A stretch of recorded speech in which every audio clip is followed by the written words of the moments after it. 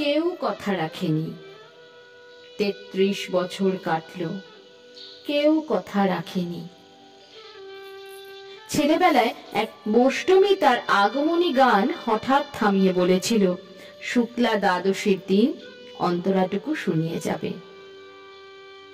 তারপর কত চন্দ্রভোগ অমাবস্যা চলে গেল, কিন্তু সে বোষ্টমী আর এলো না। 25 বছর প্রতীক্ষায় আছি। মামা বাড়ির মাঝি নাদের আলী বলেছিল, বড় হও দাদা ঠাকুর, তোমাকে আমি 3 প্রহরের বিল দেখাতে নিয়ে যাব। সেখানে পদ্ম ফুলের মাথায় সাপ আর ভ্রমর খেলা করে। নাদের আলী, আমি আর কত বড় হব? আমার মাথা এ ঘরের ছাদ ফুঁড়ে আকাশ স্পর্শ করলে তারপর তুমি আমায় 3 প্রহরের বিল দেখাবে? একটাও রয়্যাল গুলি কিনতে পারিনি কখনো। লাঠি লজেন্স দেখিয়ে দেখিয়ে চুষেছে লস্কর বাড়ির ছেলেরা। ভিখারির মতন চৌধুরীদের গেটে দাঁড়িয়ে দেখেছি ভেতরে রাস উৎসব।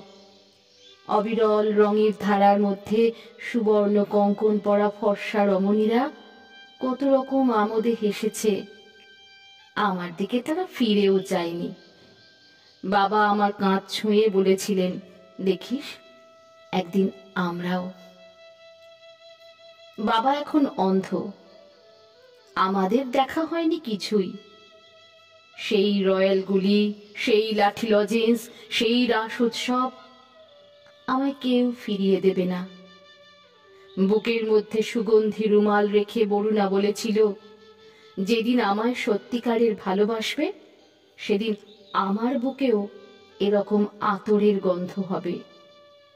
ভালোবাসার জন্য আমি হাতের মুঠোয় প্রাণ নিয়েছি, দুরন্ত ষাঁড়ের চোখে বেঁধেছি লাল কাপড়, বিশ্ব সংসার তন্ন তন্ন করে খুঁজে এনেছি 108টা নীল পদ্ম।